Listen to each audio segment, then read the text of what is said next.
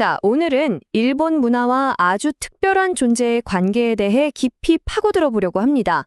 일본 하면 떠오르는 것 중 하나가 바로 고양이죠. 대중문화는 물론이고 오래된 절에서도 쉽게 볼 수 있잖아요. 근데 이게 단순히 귀여워서 그런 것만은 아니에요. 그 의미가 훨씬 더 깊습니다. 왜냐하면 일본인들은 고양이의 그 조용한 독립적인 모습에서 자기들 문화의 어떤 이상적인 모습을 본다는 거예요. 자, 이게 무슨 얘긴지 한번 자세히 들여다볼까요? 핵심은 이거예요. 고양이를 지배하려는 게 아니라 그 자체의 본성을 존중하고 심지어 감탄한다는 거죠. 이게 바로 와비사비라는 일본 특유의 미학이랑 딱 맞아떨어지는 부분인데요.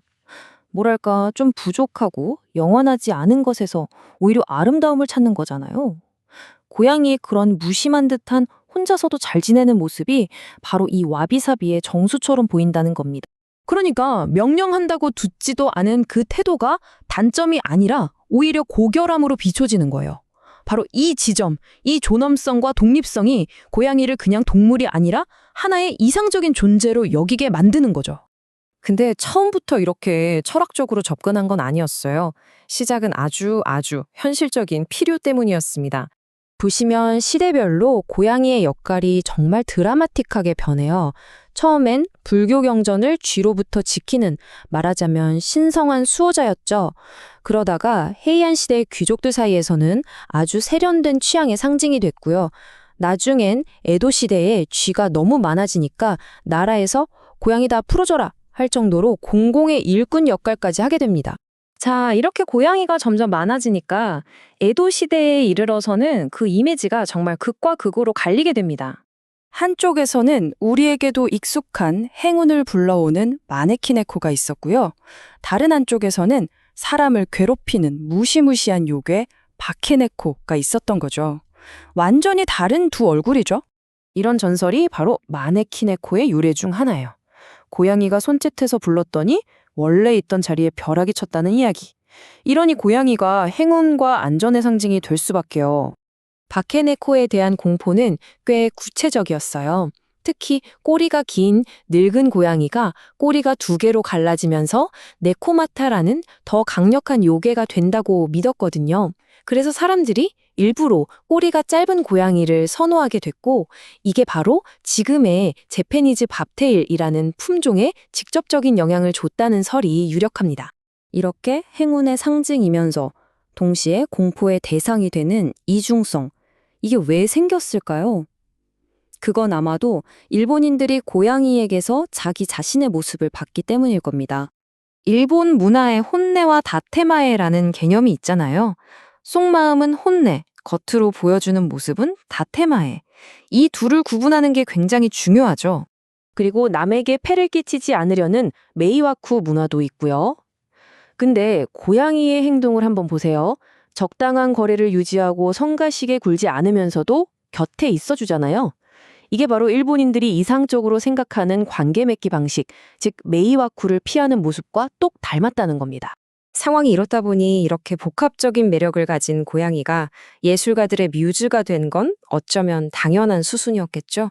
나스메 소세키의 유명한 소설 나는 고양이로서이다를 보면요.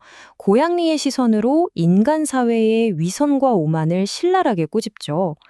인간이란 참으로 제멋대로인 존재다. 이 한마디에 모든 게 담겨 있습니다. 화가 레오나르드 후지타에게 고양이는 자기 자신, 즉 페르소나와도 같았어요. 길들여지지 않는 야생성과 섬세함을 동시에 가진 존재. 일본과 서양 어디에도 속하지 못했던 아웃사이더로서의 자신의 정체성을 고양이에게 투영한 거죠. 그리고 정말 유명한 그림책이죠. 100만 번 산 고양이. 이 책의 마지막 장면은 정말 뭉클합니다. 수많은 삶을 거쳐도 무감각했던 고양이가 처음으로 누군가를 자기 자신보다 더 사랑하게 되면서 비로소 삶의 의미를 깨닫고 영원한 죽음을 맞이하거든요. 사랑 없는 영생보다 사랑으로 가득한 유한한 삶이 더 완전하다는 걸 보여주는 거죠. 이게 바로 일본 미학의 또 다른 핵심, 아와레를 완벽하게 보여주는 예입니다. 벚꽃처럼 아름답지만 결국 사라질 수밖에 없는 것들에 대한 애틋함, 그 덧없음 속에서 아름다움을 찾는 감정이죠. 자, 그럼 현대로 와볼까요? 이런 깊은 문화적 연결고리는 이제 어마어마한 경제적 가치를 만들어내고 있습니다.